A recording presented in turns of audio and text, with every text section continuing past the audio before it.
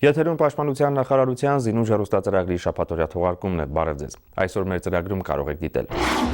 Հանրապետության նախագահը հանդիպել է ապրիլյան քառօրյա պատերազմի հերոսների հետ։ Խիզախությամբ աչքի ընկած երիտասարդները ներկայացրել են իրենց դիտարկումները ծառայության եւ բանակի հետագա զարգացման վերաբերյալ։ Հավասար մրցակցային պայմաններ, բարձրորակ ապրանք, մրցունակ եւ փաստաթղթերի ճիշտ օրինակներ եւ որևէ մատակարար դուրս չի մնա մրցույթից։ 1:28 Պաշտպանության նախարարության թեժգիծը շարունակում է պատասխանել քաղաքացիների հարցերին։ Մայրաքաղաքի ու մարզերի զինկոմիսարիատներից հայրենիքի նորօրյա պաշտպաններն ուղևորվում են կենտրոնական հավաքակայան։ Զինուժի տեսախցիկն արձանագրել է Թալինում անցկացված զորակոչի առանձնահատուկ դրվագները։ Իսկանդեր, բոլորն այս մասին խոսում են, քննարկում, հակառակորդը սարսափում։ Զինանոցը ներկայացնում է մարտական հսկայի մարտավարական բնութագիրը։ Այժմ այս եւ մյուս թեմաների մասին առավել մանրամասն։ Այսպես հունվարի 20-ին Հայաստանի Հանրապետության նախագահ, Զինված ուժերի գերագույն գլխավոր հրամանատար Սերժ Սարգսյանը եւ Պաշտպանության նախարար Վիգեն Սարգսյանը Լեռնային Հայաստան առողջարանում հանդիպում են ունեցել վերջին ամիսներին զորացրված եւ ծառայության ընթացքում անձնվիրությամբ ու խիզախությամբ աչքի ընկած զինծառայողների հետ։ Նրանց մեծ մասը մասնակցել է մարտական գործողությունների, հակառակորդի ոտնձգություններից պաշտպանելով հայրենիքի սահմանները։ Զինված ուժերի գերագույն գլխավոր հրամանատարը ողջունել է հանդիպման մասնակիցներին, բարեխիղճ ծառայության համար շնորհակալություն հայտնել ոչ միայն ներկաներին, այլև զորացրված բոլոր զինվորներին։ Սերժ Սարգսյանը հատկապես ընդգծել է, անցած տարի հայ զինվորների ծառայությունը համընկավ այնպիսի ժամանակաշրջանի հետ, երբ ապրիլին նրանք ընդունեցին հակառակորդի հարվածը եւ պատվախնդրությամբ պաշտպանեցին հայրենի հողը։ Արիաբար կռվեցին եւ շարունակելու են իրենց նվիրական ծառայությունը հայրենիքին։ Միաժամանակ նախագահը նշել է, այսօր բոլորն են հպարտանում այն տղաներով, ովքեր ընկան քաջի մահով։ Մենք պարտադրված ենք ունենալ մարտունակ բանակ։ Բոլոր ժողովուրդներն էլ պետք են բանակները, բայց կան դեպքեր, երբ որ այդ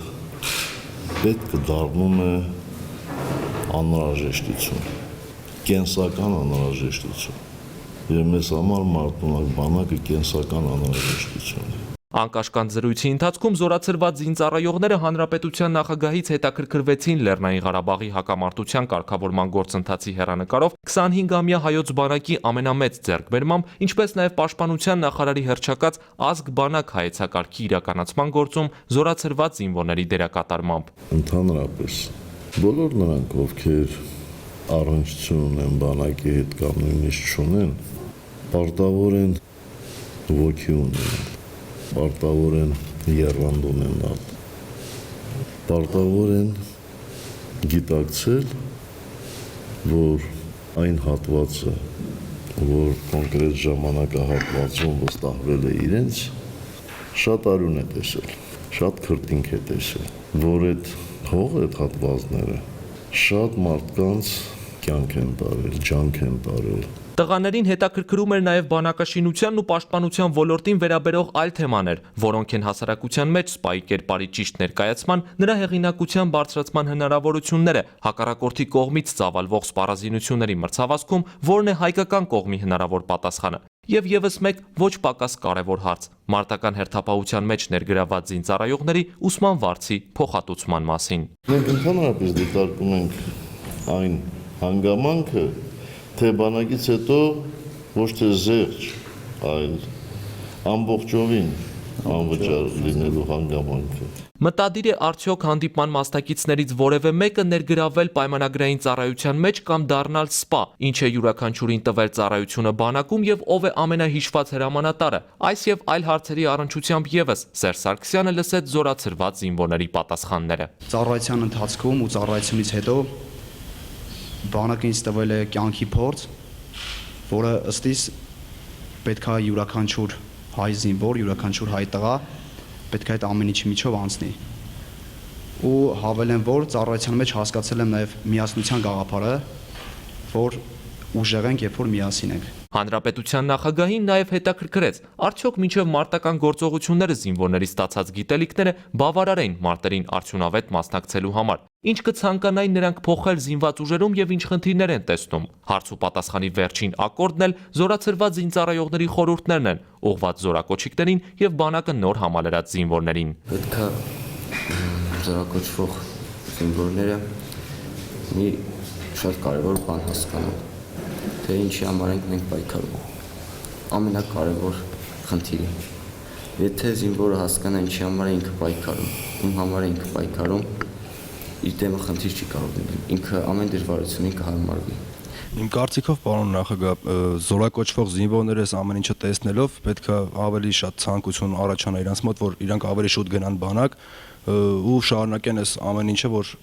արել են մեր թե նախկինները, թե հիմիկված ծառայողները։ Ցանկանամ նոր զորակոչված են ծառայողներին հիմնականում ուշադրությունը սևեռեն զգոնության, ուշադրության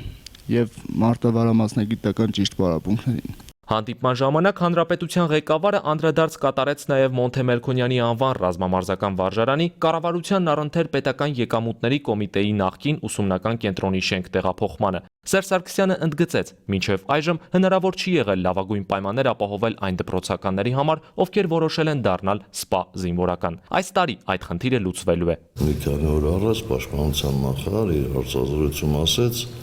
որ ուսումնասիրվում է հնարավորությունը Դիլիջանում կառուցված ուսումնական կենտրոնը, որ կառուցել է պետական եկամուտների կոմիտեն, փոխանցենք պաշտպանության նախարարությանը եւ Մոնթե Մելքոնյանի անվան ուսումնարան տեղափոխենք այստեղ։ Հովհաննես Պարաշյան, Զինուշ։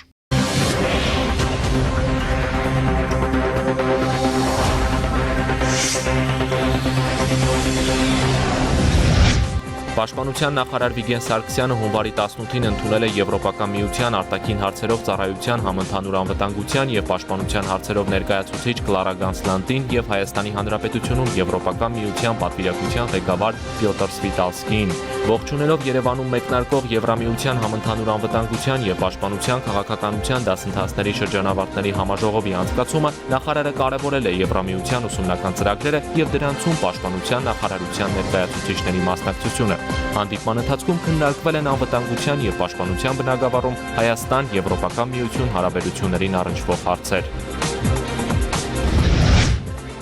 Հունվարի 19-ին էլ Վիգեն Սարգսյանը հանդիպում է ունեցել Ֆրանսիայի արտաքին գործերի նախարարության Եվրոպայի հարցերով վարչության ղեկավար Ֆլորանս Մանժենի եւ Հայաստանի Հանրապետությունում Ֆրանսիայի արտակարգ եւ լիազոր դեսպան Ժան-Ֆրանսուଆ Շարպանտիեի հետ։ Հանդիպման ժամանակ քննարկվել են պաշտպանության ոլորտում երկու երկրների համագործակցությանը, անվտանգության եւ պաշտպանության բնագավառում Հայաստան-Եվրոպական միություն հարաբերություններին, ինչպես նաեւ տարածաշրջանային անվտանգությանն առնչվող հարցեր։ Այս շաբաթ զինված ուժերի գլխավոր շտաբի պետ գեներալ լեյտենանտ Մովսես Հակոբյանի գլխավորած պատվիրակությունը Բրյուսելում ՆԱՏՕ-ի կենտրոնակայանում մասնակցել է Հյուսիսատլանտյան դաշինքի ռազմական կոմիտեի երկու նիստերին, որոնց ընթացքում քննարկվել են Աֆղանստանում վճռական աջակցություն առաքելությանը, ՆԱՏՕ-ի եւ գործընկեր պետությունների զինված ուժերի միջև օպերատիվ համատեղելիության զարգացմանը եւ միջազգային կայունության ամրապնդմանն առնչվող հարցեր։ Եվրամիության արևելյան գործընկերության շրջանակում անվտանգության եւ պաշտպանական քոլեջի Եվրամիության արտաքին գործերի ծառայության եւ Ավստրիայի հովանավորության ներքո հունվարի 18-ից 19-ը Երևանում տեղի է ունեցել Եվրամիության համընդհանուր անվտանգության եւ պաշտպանության քաղաքականության ոլորտի դասընթացների արևելյան գործընկեր պետությունների տարբեր գերատեսչություններ ներկայացնող շրջանավարտների համար նախատեսված երկրորդ բարձրաստիճան համաժողովը։ Այն մեկնարկել է պաշտպանության նախարարի առաջին տեղակալ Դավիթ Տոնոյանի ողջույնի խոսքով, որում մասնավորապես նշվել է գլոբալ սպառնալիքների դեմ պայքարում գործընկեր երկրների միջև երկխոսության կարևորությունը։ Խաղաղապահ բրիգադի հերթական զորախումբը մեկնեց Գերմանիա, որտեղ նախապատրաստական վարժանքներ անցնելուց հետո զորախումբը կուղևորվի Աֆղանստան։ Առաջիկա 6 ամիսների ընթացքում հայ խաղաղապահները կմասնակցեն ՆԱՏՕ-ի հովանու ներքո իրականացվող վճռական աջակցություն խաղաղարար առաքելությանը, ապահովելով միջազգային կոալիցիոն ուժերի Մազարի Շարիֆի Քեմփ Մարմալ ռազմաբազայի անվտանգությունը։ Վստահությունը մեր զորախմբերի հանդեպ միշտ բարձր է եղել եւ վստահ եմ եւ ես ինքս որպես հրամանատար, որ լավ պատրաստված զորախումբ է։ Պաշտպանության նախարարի խորհրդական գիտահրատարակչական մասնագիտական խորհրդի նախագահ գեներալ լեյտենանտ Մուրադ Սարգսյանի գլխավորությամբ հունվարի 19-ին կայացել է Պաշտպանության նախարարության գրահրատարակման մասնագիտական խորհրդի նիստ։ Հանդիպման ժամանակ քննարկվել են 2017 թվականին հրատարակման նախապատրաստվող գրքերին, բրոշուրներին առնչվող առաջարկություններն ու հարցերը։ Հովհաննես Պարաշյան, Զինուշ։ Պաշտպանության նախարարությունը շինարարական կազմակերպություններին կոչ է անում ակտիվորեն մասնակցել հայտարարվող մրցույթներին, որոնք են այն հիմնական պահանջները, որոնց պետք է բավարարեն մրցույթներին մասնակցել ցանկացող կազմակերպությունները։ Նշված եւ գործընթացին առնչվող մի շարք այլ հարցեր են հունվարի 17-ին քննարկվել Պաշտպանության նախարարության վարչական համալիրում։ Զինված ուժերի համար անհրաժեշտ ապրանքների մատակարարման, աշխատանքների եւ ծառայությունների մատուցման գործընթացը այսուհետ եւս լինելու է բաց եւ թափանցիկ, դաշտը ազատ, մրցութային ընթացակարգը օրենքի պահանջներին համապատասխան։ Մենք ապահովելու ենք, որպեսզի բոլորը գնահատվեն ըստ էության։ Ըստ էության ասելով ես ի նկատի ունեմ, դա չի նշանակում, որ ցանկացած ձև կարող են մասնակցել։ Պետք է մասնակցեն օրենքի շրջանակներում համապատասխան լրացնելով բոլոր անհրաժեշտ փաստաթղթերը եւ ներկայացնելով բոլոր տվյալները։ Պաշտպանության նախարարության կարիքների համար հայտարարվող մրցույթներին մասնակցելու կարգի, պայմանների, անհրաժեշտ փաստաթղթերի ցանկի եւ գործընթացին առնչվող այլ խնդիրների քննարկմանն էլ նվիրված էր նյութատեխնիկական ապահովման դեպարտամենտի պետի եւ կապիտալ շինարարության ու զորքերի բնակավորման վարչության պետի աշխատանքային հանդիպումը 3 տասնյակից ավելի շինարարական կազմակերպությունների ներկայացուցիչների հետ։ Կոչ անելով ակտիվորեն մասնակցել առաջիկա մրցույթներին, Պաշտպանության նախարարության նյութատեխնիկական ապահովման դեպարտամենտի պետ Կարեն Կարապետյանը հավաստիացրել է, ամբողջ գործընթացը գտնվում է Պաշտպանության նախարարի խիստ հսկողության ներքո։ Ըստ այդմ արվելու է ամենայն հնարավորը ազատ մրցակցային դաշտ ապահովելու, մրցույթների անցկացման վերաբերյալ հասարակության շրջանում արկա թերահավատությունն ու թյուրըմբռնումները վերացնելու համար։ Բացառվելու են բոլոր տեսակի անհավասար մոտեցման դրսևորումները։ Մեր դռները իդեմս Պաշտպանության նախարարության լիովին բաց են բոլորի համար։ Պաշտպանության նախարարի հանձնարարականի համաձայն առաջիկայում նմանօրինակ հանդիպումներ կլինեն նաև զինված ուժերին ապրանքներ ու ծառայություններ առաջարկող մյուս ոլորտների հնարավոր մատակարարների հետ։ Չի լինելու միջին, մանր, խոշոր պաշտոնյայի կամակատարություն, բյուրոկրատական քաշքշուկը բացառվելու է։ Այս ամենի պատասխանը բացի պաշտոնականից նաև բարոյական առումով մենք ներկայացնելու ենք Պաշտպանության նախարարին։ Նպատակը պարզ է ակնկալիքը մեկը՝ ապահովել հավասար մրցակցություն, որպեսզի մրցույթի յուրաքանչյուր մասնակից վստահ լինի, եթե ներկայացնում է որակյալ ապրանք, մրցունակ-գին եւ փաստաթղթերի ճիշտ լրացված օրինակներ, ապա ոչ մի դեպքում ու ոչ մի խոչընդոտ չի կարող նրան դուրս թողնել մրցույթից։ Հովհաննես Պարաշյան, Արթուր Ղարիբյան, Զինուշ։ Մասնագիտություն ընտրելիս շատերը նայում են դեպի ապագա։ Կան մասնագիտություններ, որոնք միշտ լինելու են շատ կարևոր, քանի դեռ մարդկությունը գոյություն ունի։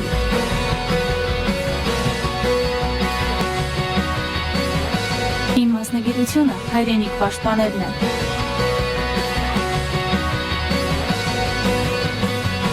Իմ մասնագիտությունը խաղաղ ապագան է։ Իմ մասնագիտությունը երկրի ապահովությունն է։ Ռազմական գիտությունը առաջնորդների ընտրությունն է։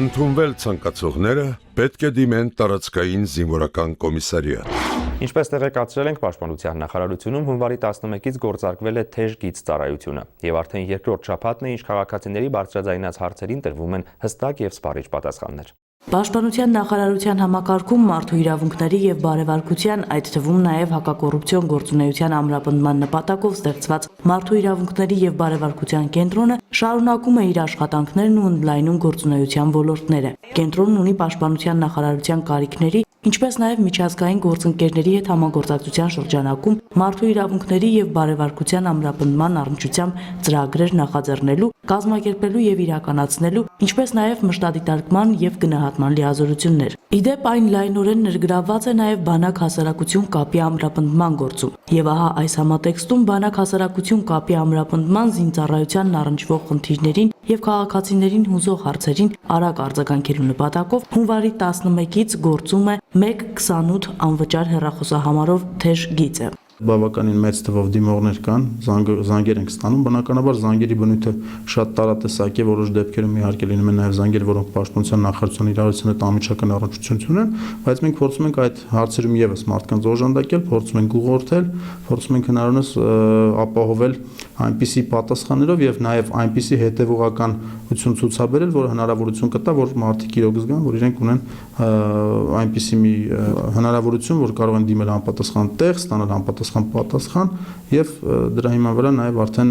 իրենց խնդիրները լուծվեն։ Պաշտպանության նախարարության թեժգից, ալո, լսում եմ ձեզ։ Այսուհետ յուրաքանչյուր աշխատանքային օր ժամը 9-ից երեկոյան 18:00-ն 1:28 անվճար հեռախոսահամարով քաղաքացիները կարող են ներկայացնել բանակին զինծառայությանն առնչվող իրենց տարաբնույթ խնդիրները, որոնք արձանագրվում են օպերատորների կողմից եւ կարճ ժամանակամիջոցում պատասխան հեռախոսազանգով քաղաքացիները ստանում են համապատասխան պարզաբանումներ։ Մենք հստակ կունենանք փորձ, թե իրականում հասարակությունը կամ մեր զինծառայողները ինչից են դժգոհ, ինչ խնդիրներ կան, որոնք որ լուծման կարիք ունեն հրատապ եւ դրա հիման վրա մենք իրականացնենք արդեն համապատասխան փոփոխություններ։ Այսինքն մենք ինքներս կունենանք համապատասխան բազա, որպեսզի ընկալենք խնդիրների շրջանակը եւ այդ խնդիրների շրջանակի համար արդեն լուծումներ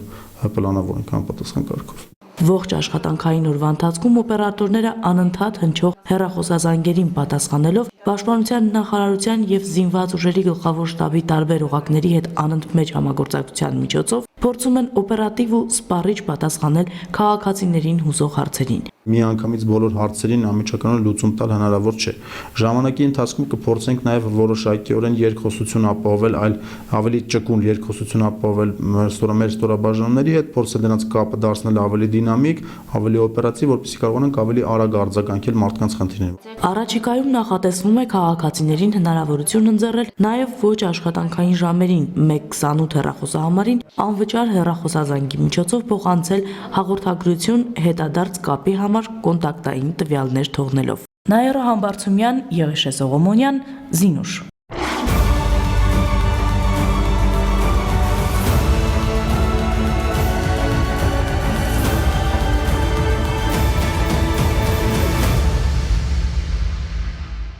Շարունակվում է ձմեռային զորակոչը։ Ամեն օր մայրաքաղաքի ու մարզերի երիտասարդները տարածքային զինկոմիսարիատներից ուղևորվում են կենտրոնական հավաքակայան ու ընտրում իրենց մշտական տեղակայման վայրը։ Թալինում մեծ ոգևորությամբ ու ջերմ բարեմաղթանքներով ճանապարհել են հայրենիքի նոր պաշտպաններին։ Երբ հակառակորդը հերթական անգամ մոտեցավ մեր երկրի սահմաններին, Մերուժան Մարգարյանը առաջիններից էր, ով թողնելով կնոջն ու 4 երեխաներին, մեկնեց առաջնագիծ։ Դասական ոճի ըմբշամարտի ԽՍՀՄ բազմակի չեմպիոնն ու հայրենանվեր հայորդին այլ ճանապարհ չուներ։ Հերթական մարտի ժամանակ, սակայն, Մերուժանը տանկի ականի պայթյունից ծանր վիրավորվում է, կորցնելով 2 ոտքերը, անկարող լինելով համակերպվել այն մտքի հետ, որ այլևս չի կարող կանգնել իր մարտական ընկերների կողքին, Մերուժանը բժիշկներից թուղթ ու մատիտ է խնդրում ու գրում. այլևս կռվել չկարողանալու պատճառով ես թողնում եմ երկրային կյանքը, ձեր Մերուժան։ Հետո բուժ քրոջից աննկատ անջատում է բժշկական սարքավորումները ու բռնում հավերժի ճանապարհը։ Այդ օրվանից անցել է ուղիղ 23 տարի, եւ ահա հունվարի 20-ին Թալինի զինկոմիսարիատ էր եկել նրա թոռը Մերուժան Հայրապետյանը։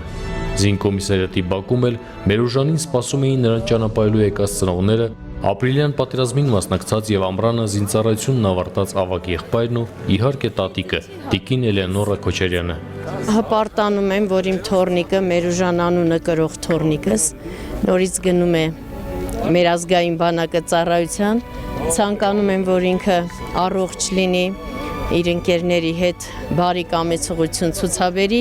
եւ միշտ բարի վերադարձ լինի թե իրեն, թե մեր զինվորներին։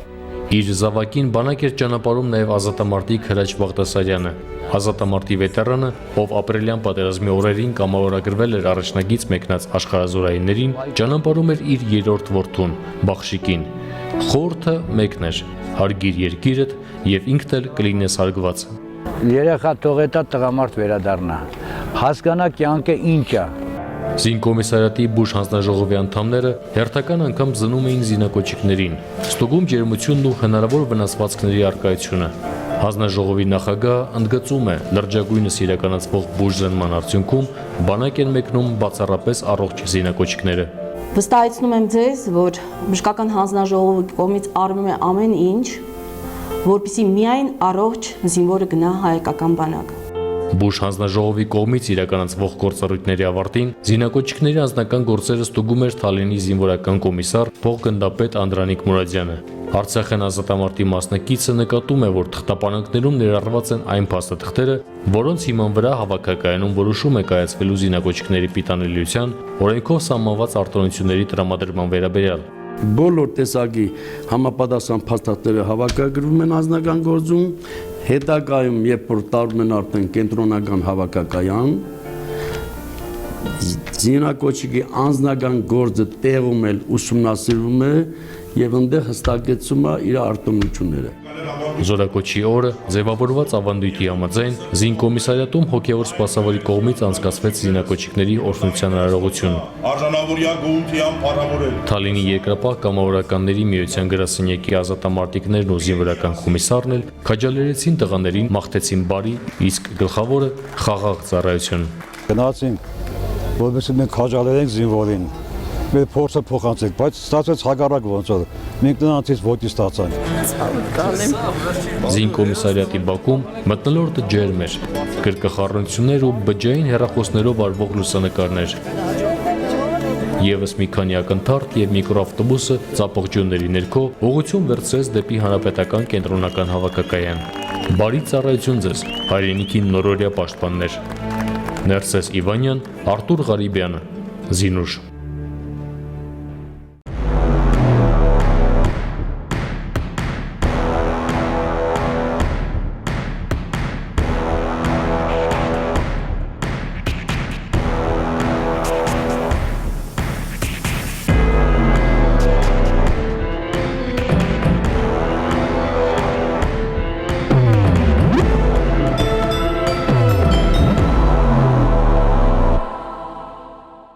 Անցած դարում համաշխարհային ռազմաքաղաքական հարաբերությունների ոլորտն էր խուժեց սառը պատերազմ տերմինը։ Այն բնորոշում էր կապիտալիստական եւ կոմունիստական երկրների առկա հարաբերություններ, որոնց առանցքում նորագույն սպառազինության եւ զինտեխնիկայի մրցավազքներ։ Սակայն այդ սպառազինությունը եւ զինտեխնիկան ոչ այնքան հակառակորդին խոցելու, որքան նրան զսպելու միջոց էին դառնում։ Թվում է մեր օրերում սառը պատերազմ հասկացությունը ընդամենը տերմին է գրված պատմության դասագրքերում, բայց աշխարհում ներկայումս տիրող իրավիճակը բոլորովին հակառակն է վկայում։ Ընդ որում սառը պատերազմ երևույթը առկա է նաև հարավային Կովկասում, որտեղ երկու պետություններ Հայաստան եւ Ադրբեջանը 1994 թվականից ի վեր գտնում են ոչ պատերազմ, ոչ խաղաղություն իրավիճակում։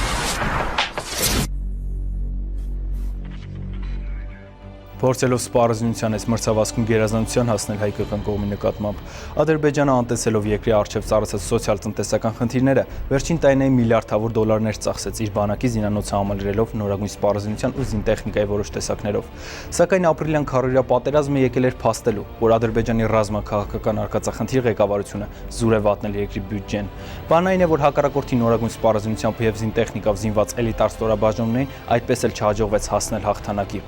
Եվ այսպես 2016 թվականի սեպտեմբերի 21-ին էլ, երբ Հայաստանի Հանրապետության անկախության տոնին նվիրված զորահանդեսի ժամանակ հայկական կողմը ցուցադրեց իր նոր սպառազինությունը եւ ռազմական տեխնիկան, ադրբեջանական հուսահատությունը ու խուճապը հասան իրենց գագաթնակետին։ Ցուցադրված զինատեսակների շարքում առավել ուշագրավ էին Հայաստանի Հանրապետության զինված ուժերի զինանոցի նորամուծությունները, հակաօդային պաշտպանության բուկ համակարգը, Սմերչ համազրկային կրակի ռեակտիվ համակարգը եւ իհարկե Իսկանդեր օպերատիվ մարտավարական համալիրը, որը մեծ աժիոտաժ եւ խուճապ առաջացրեց հակառակորդի ռազմաքաղաքական ղեկավարության շարքերում։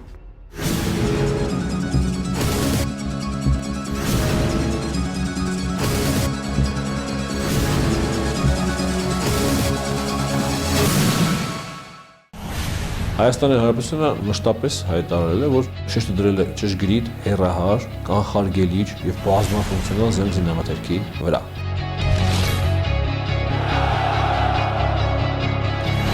գնացել ենք միայն որակի բարձրացման փիլիսոփայության հետևից, այսինքն մենք ոչ կարող ենք մեզ թույլ տալ, ոչ էլ դա ճիշտ ենք համարում ժամանակակից պատերազմներում գնալ քանակական գործոնի ավելացման ճանապարհով։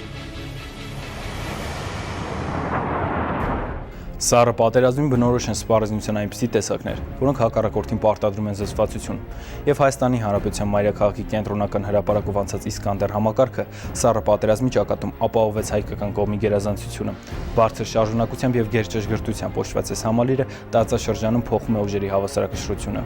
Օպերատիվ մարտավարական այս համալիրը ի վիճակի է հակաօդային պաշտպանություն ճեղքելով մինչև 280 կիլոմետր հեռավորության վրա մի քանի մետր ճշգրտությամբ հարվածներ հասցնելու։ Հակաօդային պաշտպանության ճեղքում ապահովում է հրթիռի թռիչքի բարձր տրայեկտորիայով մինչև 50 կիլոմետր։ Թիրախի մոտենալուց ակտիվ ու անկանխատեսելի մանևրելով։ Կախված մոդելից Իսկանդեր համակարգի հրթիռը ունակ է թռչել նաև երկրի մակերևույթից մինչև 6 մետր բարձրության վրա, ինչը նրան անտեսանելի է դարձնում հակառակորդի հոբ միջոցների համար։ Իսկ բարձր ճշգրտությունը ապահովում է դեպի թիրախ ինքնուղղորդվելու հատուկ համակարգերի միջոցով։ Այս համալիրները նախատեսված են նաև մարտավարական միջուկային խոցման համար, ինչը ենթադրում է, որ համալիրի հրթիռները ունակ են կրելու ինչպես սովորական կասետային բեկորաֆուգասային արկեր, այնպես էլ հատուկ միջուկային, քիմիական ու կենսաբանական մարտակալխիկներ։ Այսպիսով, իր հեռահարության եւ բացառիկ ճշգրտության շնորհիվ այս զինատեսակը հնարավոր է դարձնում կետային հարվածները ոչնչացնել թշնամու ռազմական, տնտեսական, կոմունիկացիոն կարևոր օբյեկտները նրա գրեթե ամբողջ տարածքում։ Այս պայմաններում մեր անհեռատես հարևանը ստիպված կլինի կրկին մտածել ինչ ռազմական գործողություններ սկսել, քանի որ նրա հերթական արկածախնդրությունը կարող է բերել սեփական ահռելի կորուստներին եւ ավերածություններին, որոնք տևական ժամանակով կատվածայական են ամբողջ Ադրբեջանը։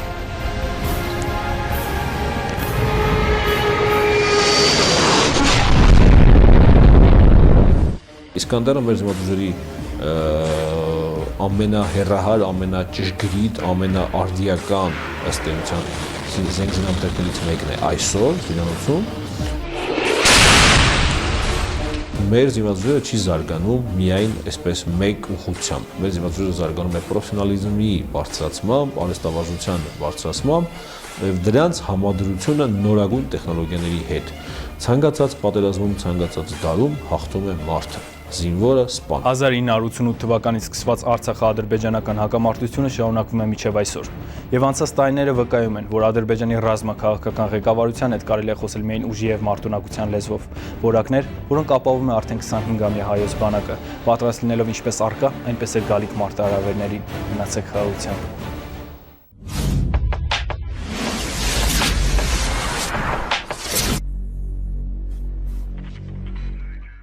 Եթերում զինուժ հեռուստածրագրի շաբաթօրյա թողարկումն էր, այսօրվա համար նախատեսել ենք այսքանը։ Մնացեք խաղաղությամբ եւ մինչեւ նոր հանդիպում։